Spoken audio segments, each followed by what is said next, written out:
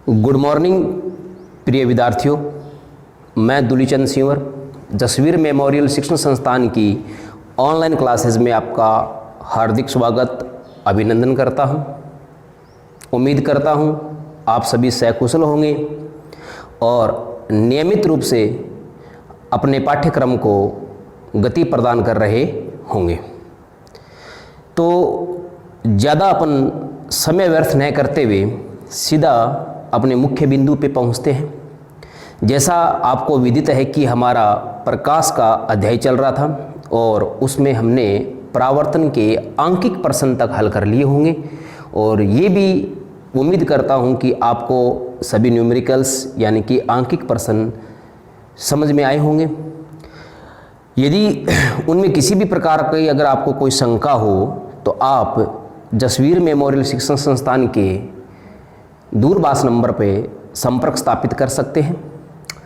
आज हम उसी परावर्तन के आंकिक प्रश्न से आगे चलते हुए परावर्तन के प्रकार से आज हम हमारा टॉपिक स्टार्ट करने वाले हैं। तो देखिए, आज हमारा जो टॉपिक रहेगा वो रहेगा परावर्तन का प्रकार और यहाँ से इनकी परिभाषाएं और कुछ एक दो फैक्ट्स इंपॉर्टेंट है। तो देखिए, अपना जो हेडिंग है वो है परावर्तन के प्रकार। आज हम थोड़ा सा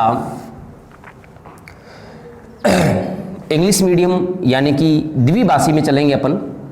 तो यहाँ पे अपन लिखेंगे टाइप्स ऑफ रिफ्लेक्शन। तो देखिए, अपन बात करें कि हमारी किताब में कितने प्रकार के परावर्तन जो है उल्लेखित है। तो देखिए, परावर्तन मुख्यतः दो प्रकार के होते हैं।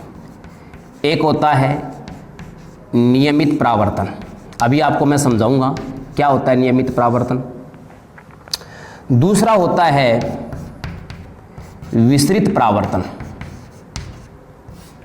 दूसरा कौन सा होता है? विसरित परावर्तन।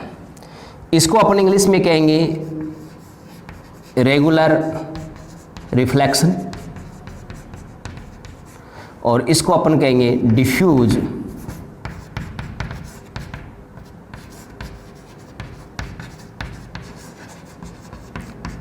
रिफ्लेक्शन। तो देखिए, नियमित परावर्तन और विसरित परावर्तन की अपन बात करते हैं। सबसे पहले अपन बात करते हैं नियमित परावर्तन क्या होता है। देखो, आपने दैनिक जीवन में एक अनुभव किया होगा कि यदि कोई दर्पण, जिसको अपन सामान्य भाषा में शीशा भी कहते हैं, ठीक है, कांच भी कहते हैं, लेकिन कांच और दर्पण में काफ़ी अंतर होता है, उसकी चर्चा मैं आपको आगे बताऊंगा। तो अगर सामान्य भाषा में अगर अपन बात करें, मान लो धूप में बाहर कोई दर्पण पड़ा है और उस दर्पण की तरफ यदि हम देखें तो वो हमें चमकता हुआ प्रतीत होता है। ऐसा क्यों होता है? उसका रीज़न क्या है, देखिए। जैसे मान लीजिए ये कोई एक दर्पण, जिसको अपन समतल दर्पण कह सकते हैं या समतल परावर्तक पृष्ठ भी कह सकते हैं, ये है। जब इस पे प्रकाश की किरणें आपतित होती है, प्रकाश की बहुत सारी किरणें आपतित होती है, यानी कि प्रकाश पुंज आपतित होता है, तो ये किरणें इस प्रकार से एक विशेष दिशा में परावर्तित हो जाती है। इस प्रकार से एक विशेष दिशा में क्या हो जाती है? परावर्तित हो जाती है। तो इस प्रकार समतल पृष्ठ के द्वारा प्रकाश किरणों का उसी माध्यम में वापस एक निश्चित दिशा में परावर्तन कर देने को क्या कहते हैं? नियमित परावर्तन कहते हैं। और नियमित परावर्तन कब होगा? जब हमारा समतल पृष्ठ जो है ये चिकना होगा और पृष्ठ क्या होगा? बिल्कुल एक नियमित और चिकना पृष्ठ होगा, ठीक है। दूसरी बात देखिए, इसमें क्या होगा, अगर आपसे परिभाषा पूछ ले तो आप क्या लिखोगे? ठीक है, आपतित प्रकाश पुंज को दर्पण के द्वारा उसी माध्यम में एक निश्चित दिशा में परावर्तित करने को क्या कहते हैं? नियमित परावर्तन कहते हैं। विसरित परावर्तन क्या होता है? देखिए, विसरित परावर्तन में क्या होता है कि पृष्ठ जो होता है वो खुरदरा होता है। जैसे ये अनियमित पृष्ठ है, ये खुरदरा पृष्ठ है। अगर इस पे मैं परावर्तन देखूं तो इसमें परावर्तन इस प्रकार होगा, जैसे मान लो ये प्रकाश किरण आ रही है, ये यहाँ से रिफ्लेक्ट होके ऐसी चली जाएगी। ये कोई प्रकाश किरण आ रही है, ये रिफ्लेक्ट होके ऐसी चली जाएगी। ये कोई प्रकाश किरण आ रही है, ये रिफ्लेक्ट होके ऐसी चली जाएगी। तो यहाँ परावर्तन हो रहा है, इसमें कोई अतिशयोक्ति नहीं है, लेकिन यहाँ के परावर्तन में और इस परावर्तन में एक विशेष अंतर है। एक विशेष क्या है? अंतर है। यहाँ परावर्तन एक निश्चित दिशा में हो रहा है, यहाँ परावर्तन जो है निश्चित दिशा में नहीं हो रहा है, वापस हो उसी माध्यम में रहा है, लेकिन परावर्तन के पश्चात प्रकाश किरण जो है वो चारों दिशाओं में फैल जाती है। यानी कि खुरदरे पृष्ठ के द्वारा आपतित प्रकाश पुंज को परावर्तन के बाद सभी दिशाओं में बिखेरने को क्या कहते हैं? विसरित परावर्तन कहते हैं। ठीक है, हम हमारे दैनिक जीवन में, इंपॉर्टेंट बात है सुनना, हमारे दैनिक जीवन में जितनी भी वस्तुएं हम देखते हैं उन सभी वस्तुओं के दिखाई देने का कारण विसरित परावर्तन है। ठीक है, और एक बात भी आपने देखी होगी, यदि हम कमरे में देखें तो कमरे में यदि हम दीवार पे देखें, ठीक है, कमरे के अगर किसी भाग से अंदर प्रकाश आ रहा हो तो हम दीवार की ओर देखें तो दीवार पूरी जो है अपने को एक समान चमकीली दिखाई देती है। उसका कारण भी क्या है? विसरित परावर्तन है, क्योंकि दीवार अपने आप में खुरदरे पृष्ठ का कार्य करती है, खुरदरे परावर्तक पृष्ठ का कार्य करती है, और वो प्रकाश को सभी दिशाओं में समान रूप से बिखेरती है। इस कारण जो दीवार है वो हमें एक समान चमकीली दिखाई देती है। तो देखिए, मैं इसको आपको परिभाषा नोट करा देता हूं और इसके आपको जो है कुछ विशेष जो बात है वो नोट करा देता हूं। अब देखिए एक बार थोड़ी सी एक बात और समझ लिया आप नियमित परावर्तन में। नियमित परावर्तन में देखिए क्या होता है, आपतित प्रकाश पुंज एक निश्चित दिशा में वापस उसी माध्यम में परावर्तित हो जाता है।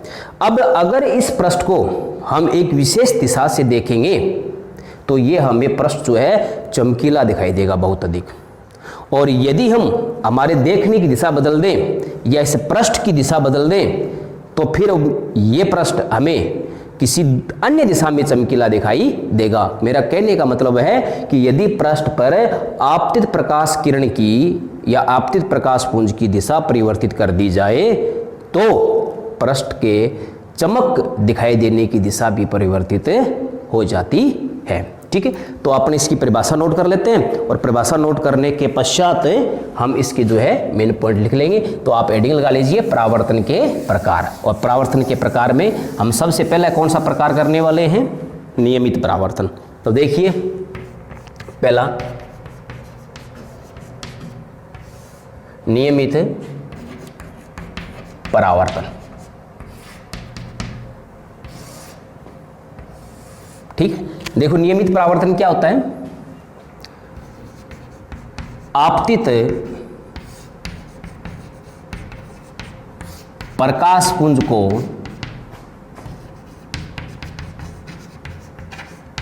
किसी चिकने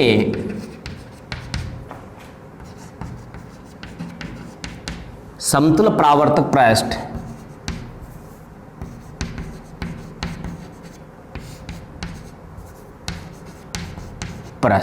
या फिर मैं इसको क्या कह सकता हूं? दर्पण भी कह सकता हूं। ठीक है, चिकने समतल परावर्तक पृष्ठ यानी कि दर्पण द्वारा वापिस उसी माध्यम में एक निश्चित दिशा में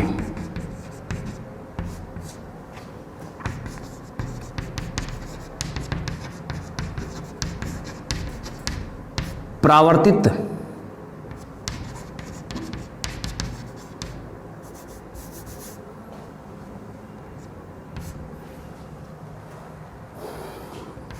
होने को नियमित परावर्तन कहते हैं। नियमित परावर्तन कहते हैं। ये इसकी परिभाषा हो गई, और इसका डायग्राम बनाना चाहिए अगर अपन, तो डायग्राम अपन इस प्रकार से इसका बना लेंगे। ठीक है, तो देखो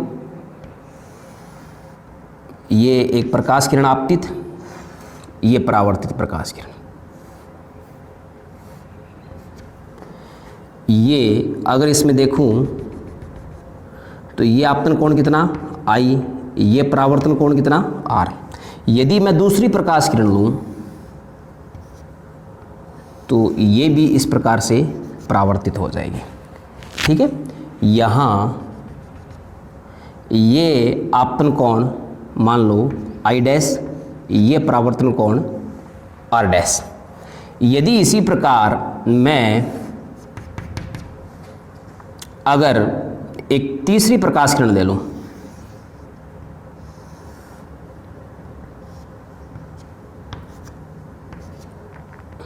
ये अभिलंब,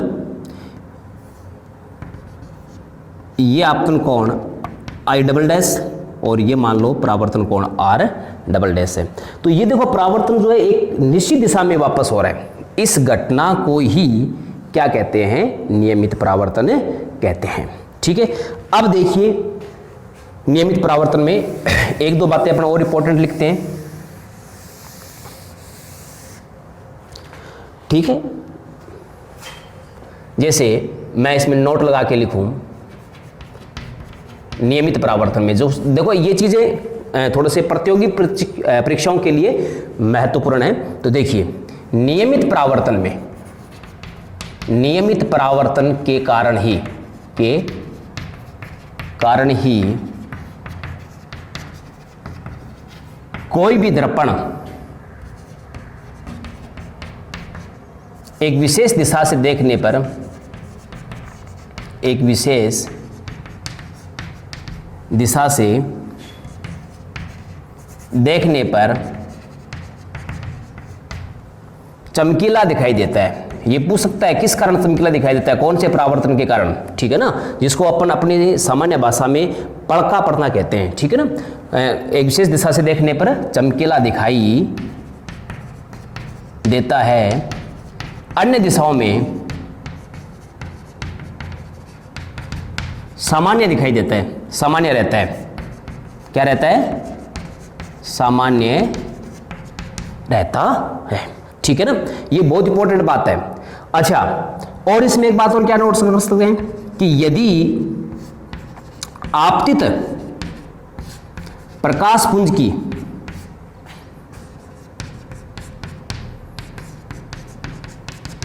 गिरने की या आपतित होने की दिशा बदल दी जाए, ठीक है ना, तो पृष्ठ अब अन्य दिशा से चमकीला दिखाई देगा। यानी कि कहने का मतलब है कि चमकीला दिखाई देने की दिशा भी परिवर्तित हो जाएगी, चमकीला दिखाई देगा। ठीक है, तो ये बात, इस बात को अपन एक शॉर्टकट में इतने से कह सकते हैं कि यदि आपतित प्रकाश पुंज की दिशा बदल दी जाए, ठीक है ना, पहले इधर से कर रही थी, अब मैं इधर से करूं, तो इसके चमकीले दिखाई देने की दिशा भी परिवर्तित हो जाएगी। ठीक है, तो ये नियमित परावर्तन के बारे में बात है। अच्छा, नियमित परावर्तन में एक पॉइंट और इंपॉर्टेंट है, वो देखिए थोड़ा सा, क्या है कि नियमित परावर्तन में प्रकाश क्या होता है, एक नियमित दिशा में परावर्तित होता है। तो यहां मैं अगर देखो 3 परावर्तन हो रहे हैं, 1 2 3, ये फर्स्ट किरण के द्वारा, ये सेकंड के द्वारा, ये थर्ड के द्वारा। तो यदि मैं यहां पे देखूं तो मुझे पता है कि कोण आई किसके बराबर होगा, कोण आर के बराबर फर्स्ट पॉइंट के लिए। सेकंड के लिए देखें तो कोण आई डैश जो है वो कोण किसके बराबर होगा, आर डैश। ये आपतन कोण, ये परावर्तन, ये सेकंड बिंदु के लिए आपतन कोण, परावर्तन कोण, और ये तीसरे पॉइंट के लिए ये आपतन कोण और ये परावर्तन कोण, ये सेकंड पॉइंट के लिए, और ये क्या है, थर्ड पॉइंट के लिए।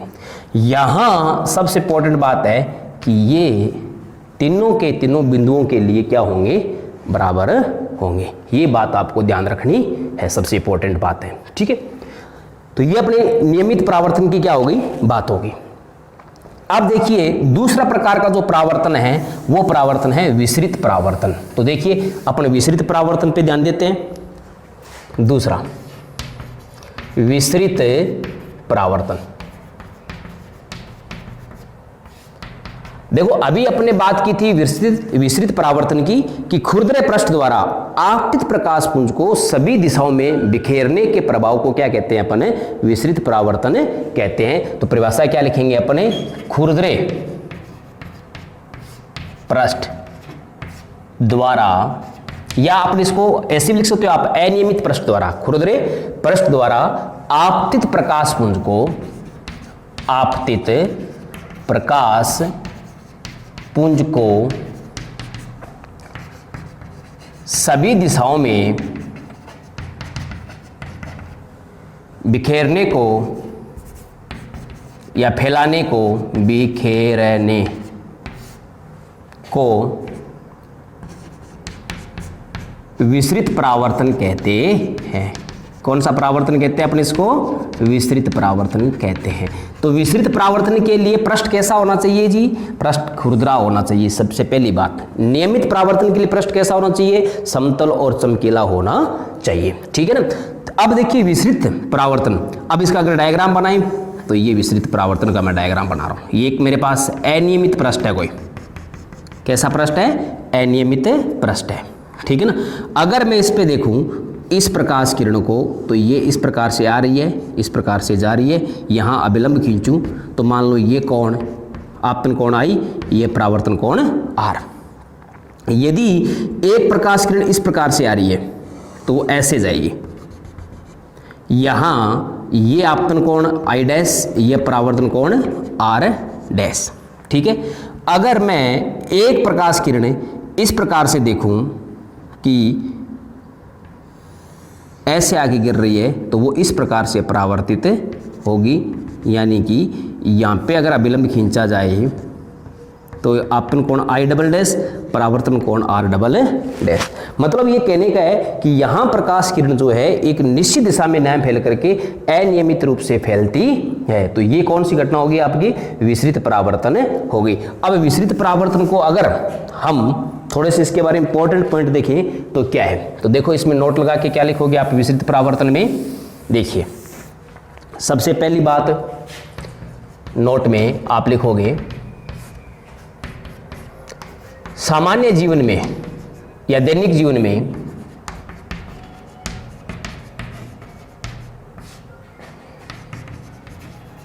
विभिन्न वस्तुएं हमें विस्तृत परावर्तन के कारण ही दिखाई देती है, के कारण ही दिखाई देती है। सबसे इंपॉर्टेंट बात है ये, ठीक है ना। विस्तृत परावर्तन के कारण क्या करती है? हमें दिखाई देती है, ठीक है। दूसरी बात इसमें सबसे इंपॉर्टेंट क्या है वो देखिए। देखो यहां जो तीनों कंडीशन के लिए कोण होंगे, आपतन कोण और परावर्तन कोण, ये सॉरी डैश, ई डैश, ई डैश, कोण आर डबल डैश, ये जो कोण होंगे, ये कोण जो है तीनों स्थितियों के कोण बराबर नहीं होंगे, तभी तो ये अनियमित परावर्तन होगा या विस्तृत परावर्तन होगा। तो आपको शॉर्टकट में ये पूछ सकता है, ऐसे आपको कंडीशन दे देगा और आपसे पूछ लेगा कि कौन सी शर्त जो है विस्तृत परावर्तन की पूर्णता पालना करती है, तो ये विस्तृत परावर्तन की बात हो गई। और एक आपसे वो दीवार वाला उदाहरण पूछ सकता है कि किसी कमरे में मान लो किसी खिड़की से प्रकाश आ रहा है तो कमरे की दीवार हमें एक समान रूप से चमकती हुई दिखाई देती है, उसका कारण भी कौन सा है? विस्तृत परावर्तन है। तो दीवार कौन से पृष्ठ का कार्य करती है? खुरदरे पृष्ठ का कार्य करती है, ये बात भी आप नोट कर लेना। तो ये अपने परावर्तन के प्रकार हो गए, सामान्य नियमित परावर्तन और विस्तृत परावर्तन। अब देखिए परावर्तन के प्रकार पढ़ लिए, परावर्तन के नियम पढ़ लिए, परावर्तन पर आधारित आंकिक प्रश्न पढ़ लिए। तो अब अपना जो अगला है वो टॉपिक है परावर्तन के उदाहरण। यहां से भी बहुत सारे प्रश्न आने की संभावना रहती है, परावर्तन के उदाहरण। तो देखो सबसे पहला उदाहरण जो है, जो आप सामान्यतः पढ़ते आते हो, ठीक है ना, ग्रह, उपग्रह, ठीक है, ग्रह, उपग्रह, ठीक है ना। अब ग्रह में जैसे अगर ग्रह की बात करें अपन सामान्यतः देखते हैं शुक्र, और उपग्रह की बात करें अपन क्या है? चंद्रमा का चमकना। ठीक है ना। ये भी किसके कारण है? परावर्तन के कारण है। जब सूर्य का प्रकाश इन पे गिरता है तो वहाँ से रिफ्लेक्ट होकर परावर्तित होकर के वापस जब हमारे नेत्रों तक पहुँचता है तो हमें ये ग्रह और उपग्रह जो है चमकते हुए दिखाई देते हैं। ठीक है ना। एक सबसे इंपॉर्टेंट बात है इसमें, ठीक है, मैं यहाँ पे स्टार लगा के लिखता हूँ, तारों का चमकना, तारों का चमकना, तारों का चमकना भी किसका उदाहरण है? परावर्तन का उदाहरण है। लेकिन ध्यान दीजिए, तारों का टिमटिमाना, तारों का टिमटिमाना ये किसका उदाहरण है? ये जो है अपवर्तन का उदाहरण है। ये किसका उदाहरण है? अपवर्तन का उदाहरण है। तो आपको ध्यान रखना है, अगर आपसे पूछे कि तारे चमकते किस कारण दिखाई देते हैं तो आपको उत्तर होगा परावर्तन के कारण। आपसे पूछ ले तारे टिमटिमाते हुए क्यों प्रतीत होते हैं तो उसका उत्तर क्या होगा? अपवर्तन के कारण। ठीक है। एक क्वेश्चन ऐसा भी बनता है कि तारे हमें टिमटिमाते हुए प्रतीत होते हैं लेकिन हमें ग्रह उपग्रह टिमटिमाते हुए प्रतीत नहीं होते, उसका रीजन क्या है? तो उसका रीजन भी मैं आपको आगे जब अपवर्तन पढ़ाऊंगा तब बताऊंगा। एक थोड़ा सा क्लू उसका दे देता हूं कि ये जो ग्रह है ये तारों की तुलना में पृथ्वी के पहली बात ज़्यादा निकट है। नंबर 2 बात, इनका साइज बड़ा है, इसलिए जब इनसे प्रकाश हमारे नेत्रों तक पहुंचता है तो प्रकाश में जो औसत विस्थापन या औसत विचलन जो होता है प्रकाश के पथ में वो शून्य हो जाता है। इसी कारण हमें ग्रह टिमटिमाते हुए प्रतीत नहीं होते हैं। ठीक है। तो ये देखिए, ये परावर्तन का अपना पहला उदाहरण हो गया। अब परावर्तन का दूसरा उदाहरण देखिए। ठीक है। दूसरा उदाहरण है दर्पण में प्रतिबिंब का दिखाई देना।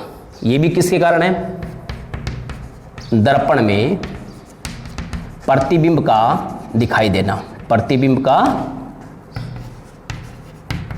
दिखाई देना, ये भी किसका कारण है? परावर्तन का कारण है। दर्पण चाहे कोई सा ही हो, चाहे समतल दर्पण हो चाहे गोलीय दर्पण हो। गोलीय दर्पणों में 2 दर्पण होते हैं, उत्तल और अवतल। उनमें भी जो प्रतिबिंब बनता है वो प्रतिबिंब भी किस घटना के कारण बनता है? परावर्तन के कारण बनता है। इससे आगे का जो अपना टॉपिक रहेगा वो दर्पण ही रहेगा। उसमें दर्पण को जो है अपन अच्छी तरह देखेंगे, दर्पण के प्रकार देखेंगे, दर्पण से प्रतिबिंब निर्माण किरण आरेख के द्वारा देखेंगे। बहुत अच्छी तरह दर्पण होगा, आपको बिल्कुल क्लियरली समझ में आ जाएगा। ठीक है।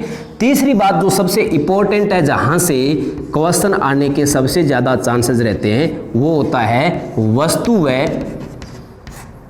वस्तु सबसे देखो ना, इस पे ध्यान देना आप। वस्तु व उसके रंग का दिखाई देना, उसके रंग का दिखाई देना। तो देखिए, ये सबसे इंपॉर्टेंट बात है। इसको अपन देखते हैं कि कोई वस्तु हमें कैसे दिखाई देती है, रंग कैसे दिखाई देता है। देखिए, मान लीजिए मेरे पास ये एक वस्तु है। ठीक है। मैं इस वस्तु को यहां से देख रहा हूं, ये मेरे नेत्र हैं, और जब सूर्य का प्रकाश इस वस्तु पे गिरता है, ये सूर्य का प्रकाश इस वस्तु पे क्या कर रहा है? गिर रहा है। समझने की बात है।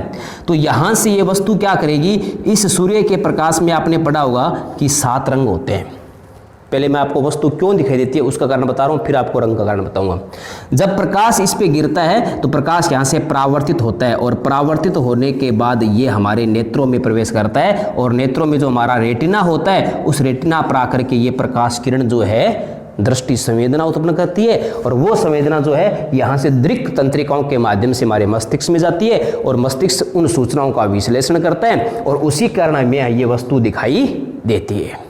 ठीक है। तो वस्तु दिखाई क्यों देती है? प्रकाश के परावर्तन के कारण।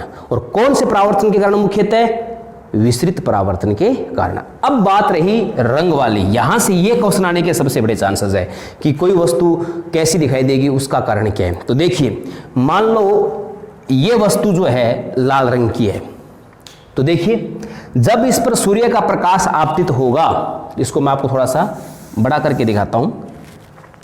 ये मान लो एक वस्तु है, इस पे सूर्य का प्रकाश आके गिर रहा है, और आपको पता है कि सूर्य के प्रकाश के अंदर 7 रंग होते हैं। ठीक है ना, आपने अच्छी तरह पढ़ा होगा विबग्योर वाला स्पेक्ट्रम। ठीक है। तो इन 7 रंगों का प्रकाश, जिसको अपन मिश्रित रूप से क्या कहते हैं? सूर्य का श्वेत प्रकाश कहते हैं।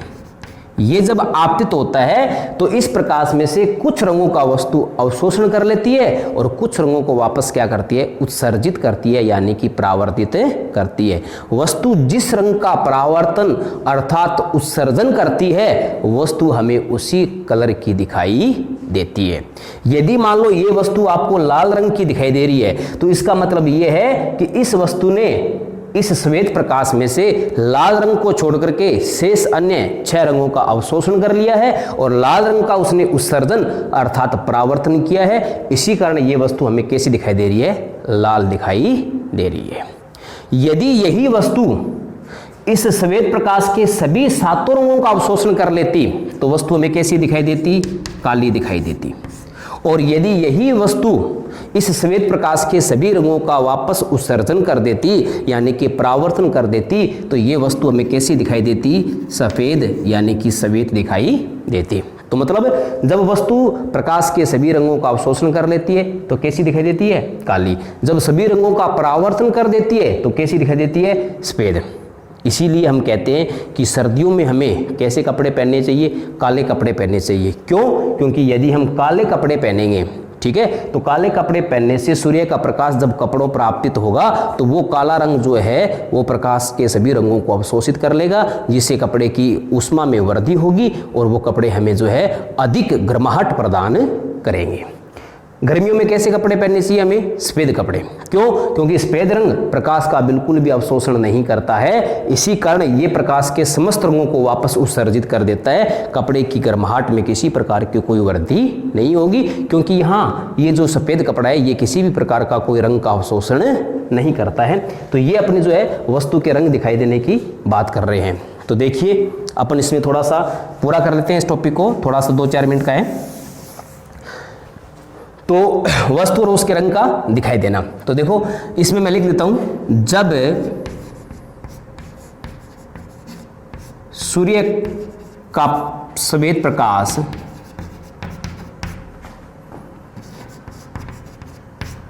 वस्तु पर आपतित होता है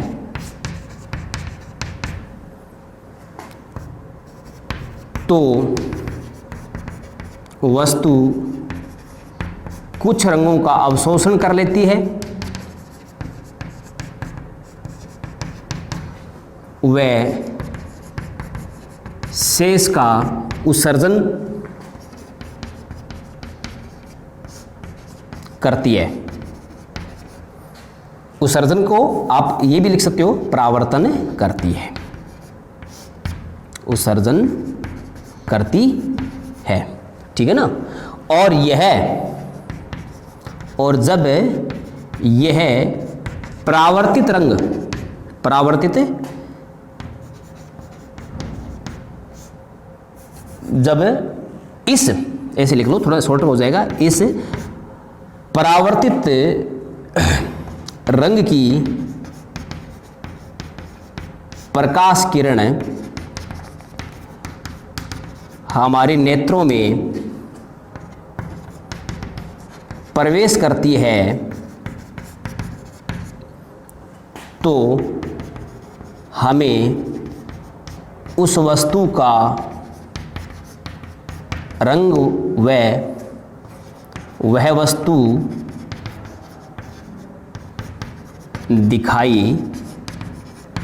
देती है, ठीक है। तो अब इसमें अपन बात करते हैं थोड़े से और इंपॉर्टेंट पॉइंट्स की रंग के बारे में ही। अब देखो इसी में अपन लिख लेते हैं आगे, यदि कोई वस्तु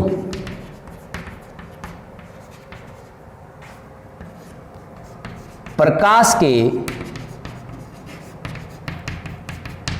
सभी रंगों का अवशोषण कर ले, सभी रंगों का क्या कर ले?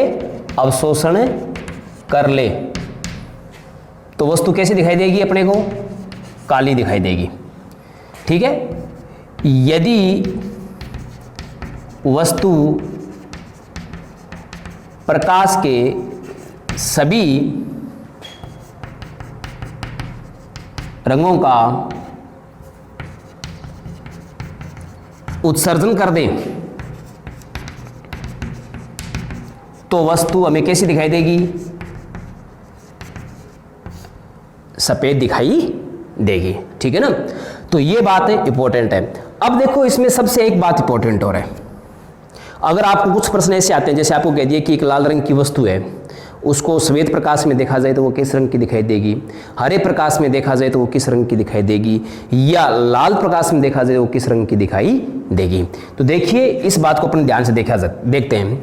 एक जैसे अपन इसको बना लेते हैं कि देखो कोई भी वस्तु है, जैसे मान लो ये वस्तु है पीले कलर की है, यदि मैं इस पे इसी रंग का प्रकाश डालूंगा तो मुझे पीला रंग ही दिखाई देगा। यानी कि यदि मैं इस पे पीले रंग का प्रकाश आपतित करता हूं तो वस्तु भी मुझे किस रंग की दिखाई देगी, पीली ही दिखाई देगी। यदि मैं इस वस्तु पर सूर्य का श्वेत प्रकाश आपतित करता हूं तो भी मुझे वस्तु किस रंग की दिखाई देगी, श्वेत दिखाई देगी। मतलब किसी वस्तु पर उसी रंग का या सूर्य का श्वेत प्रकाश आपतित करने पर वह वस्तु उसी रंग की दिखाई देती है। परंतु यदि मैं इस वस्तु पर इस रंग के अलावा अन्य कोई रंग डाल दूं, जैसे मान लो मैं यदि इस पे लाल रंग डालता हूं तो ये वस्तु उस लाल रंग का अवशोषण कर लेगी और वस्तु हमें कैसी दिखाई देगी, काली दिखाई देगी। यानी कि वस्तु पर वस्तु के रंग के अलावा अगर कोई दूसरा रंग डाल दिया जाए तो वस्तु हमें कैसी दिखाई देगी, काली दिखाई देगी। तो देखिए अपन इस बारे में थोड़ी सी बात करते हैं।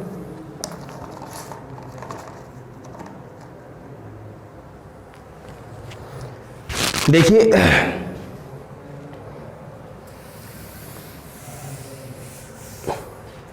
इसको नोट लगा के लिख लीजिए आप। यदि किसी वस्तु को उसी रंग के प्रकाश से या सूर्य के प्रकाश में, अब देखो सूर्य के प्रकाश का नाम आते ही ये अपने आप अंडरस्टूड है कि ये कैसा प्रकाश होगा, श्वेत प्रकाश होगा। सूर्य के प्रकाश में देखा जाए तो वह वस्तु हमें उसी रंग की दिखाई देगी, जिस रंग की है उसी रंग की दिखाई देगी। ठीक है, आगे एग्जाम्पल अपना करेंगे इसके। अन्य रंगों से देखने पर, अन्य रंगों के प्रकाश से देखने पर, अन्य रंगों से देखने पर वह काली प्रतीत होगी। कैसी प्रतीत होगी, काली प्रतीत होगी। ठीक है, तो देखिए जैसे मैं बात करता हूं, मान लो मेरे पास ये कोई एक लाल रंग का फूल है। कैसा फूल है, लाल रंग का है। यदि मैं इस वस्तु पे कैसा प्रकाश गिराऊं, मैं लाल प्रकाश आपतित करूं। यदि मैं इस वस्तु पर सूर्य का प्रकाश आपतित करूं तो दोनों ही स्थिति में वस्तु मुझे कैसी दिखाई देगी, लाल दिखाई देगी। ठीक है, इसके रंग का प्रकाश डालूं या सूर्य का प्रकाश डालूं तो कैसी दिखाई देगी मुझे, लाल। और यदि इस वस्तु को अन्य किसी रंग से, अन्य किसी रंग से, जैसे पीला, हरा एटसेट्रा यानी कि आदि, इनसे देखा जाए तो वस्तु हमें कैसी दिखाई देगी, काली दिखाई देगी। तो इस बात का आपको विशेष ध्यान रखना है। अब इसमें भी दो महत्वपूर्ण तथ्य और हैं, वो भी आपको मैं बता देता हूं, फिर जब पूरा एक साथ अपन देखेंगे तो आपको अच्छी तरह ये समझ में आ जाएगा। तो देखो इसमें एक बात और क्या है, देख लीजिए। मान लीजिए मेरे पास कोई सफेद रंग की वस्तु है। कैसी वस्तु है, ये सफेद वस्तु है, सफेद वस्तु है। यदि मैं इस वस्तु को क्या करूं, सूर्य के प्रकाश से देखूं, अगर सूर्य के प्रकाश से देखूंगा मतलब श्वेत प्रकाश से देखूंगा तो सफेद वस्तु है, सूर्य के प्रकाश में 7 रंग होते हैं, ये सभी को क्या कर देगी, परावर्तित कर देगी। यानी कि जब वस्तु सभी रंगों को परावर्तित कर देती है तो हमें कैसी दिखाई देगी, ये वस्तु सफेद दिखाई देगी। सफेद की जगह आपको कभी कभी श्वेत भी लिखा मिल सकता है, आपको कंफ्यूज नहीं होना है। ठीक है, और यदि इसी वस्तु को मैं क्या करूं, लाल रंग से देखूं, किस रंग से देखूं मैं इसको, लाल रंग से। तो यदि लाल रंग से देखूं मैं इस वस्तु को तो अब ये जो सफेद वस्तु है ये केवल और केवल कौन से रंग का परावर्तन करेगी? लाल रंग का परावर्तन करेगी। और वस्तु जिस रंग का परावर्तन करती है वो वस्तु हमें उसी रंग की दिखाई देती है। ये बात अपन शुरुआत में कर चुके हैं। तो बताइए अब ये वस्तु हमें कैसी दिखाई देगी? ये वस्तु हमें लाल दिखाई देगी। ठीक है, ऐसा एग्जाम्पल और लेता हूं मैं। यदि इसी वस्तु को मैं हरे रंग से देखूं, कौन से रंग से देखूं मैं इस वस्तु को? हरे रंग से। तो हरे रंग से देखूंगा तो अब ये केवल कौन से रंग का परावर्तन करेगी? हरे रंग का। और हरे रंग का परावर्तन करेगी तो वस्तु हमें दिखाई कैसी देगी? हरी ही दिखाई देगी। तो ये बात आपको ध्यान रखना है, श्वेत प्रकाश सभी रंगों का परावर्तन करता है और श्वेत प्रकाश की वस्तु को रख करके यदि दूसरे प्रकाश से अपन देखें तो वस्तु क्या करेगी? उसी प्रकाश का क्या करेगी? परावर्तन करेगी और उसी कलर की हमें दिखाई देगी। श्वेत प्रकाश डालेंगे तो श्वेत का पूर्णतः परावर्तन करेगी, सफेद दिखाई देगी। लाल रंग डालेंगे तो लाल का पूर्णतः परावर्तन करेगी, लाल दिखाई देगी। हरा रंग का डालेंगे तो हरे का पूर्णतः परावर्तन यानी कि उत्सर्जन करेगी तो हरी दिखाई देगी। तो ऐसी ये बात अपने रहेगी। तो अब देखिए इसमें एक बात और, यदि यहां पे मान लो काली वस्तु होती, कैसी वस्तु होती? काली वस्तु होती। तो देखिए अगर काली वस्तु है, काली वस्तु आपको बताया था कि सभी रंगों का क्या कर लेती है? अवशोषण। यदि काली वस्तु पर मैं सूर्य का प्रकाश डालूं यानी कि श्वेत प्रकाश पुंज डाला जाए तो श्वेत प्रकाश पुंज में 7 रंग होते हैं। तो ये काली वस्तु जो है ये पूर्णतः प्रकाश को क्या कर लेगी? अवशोषित कर लेगी, उत्सर्जन यहाँ पे कुछ नहीं करेगी। इसलिए ये भी हमें कैसी दिखाई देगी? काली दिखाई देगी। दूसरी बात, अगर आपसे पूछा जाए कि काली वस्तु को अगर लाल रंग के प्रकाश में देखा जाए, किस प्रकाश में देखा जाए? लाल रंग में, तो वस्तु कैसी दिखाई देगी? तो देखो लाल रंग के प्रकाश अगर डालोगे तो वस्तु क्या करती है? काली वस्तु की विशेषता यही होती है कि वो सभी रंगों का क्या कर लेती है? अवशोषण। तो बताइए ये भी यहाँ पे कैसी दिखाई देगी? काली ही दिखाई देगी। ऐसी बात हरे के लिए होगी, ये कंसेप्ट नीले के लिए होगा। तो आपसे पूछ रहे कि यदि काली वस्तु को श्वेत प्रकाश में देखा जाए, श्वेत प्रकाश का मतलब होता है सूर्य का प्रकाश, या आपको ऐसा लिखा मिल जाए सूर्य के प्रकाश में देखी जाए, कंफ्यूज करने के लिए दे सकता आपको सूर्य के प्रकाश में। तो ध्यान रखना सूर्य का प्रकाश सदैव कैसा होता है? सूर्य का प्रकाश सदैव श्वेत होता है। तो भी वस्तु सभी रंगों का अवशोषण कर लेगी और वस्तु हमें कैसी दिखाई देगी? काली दिखाई देगी।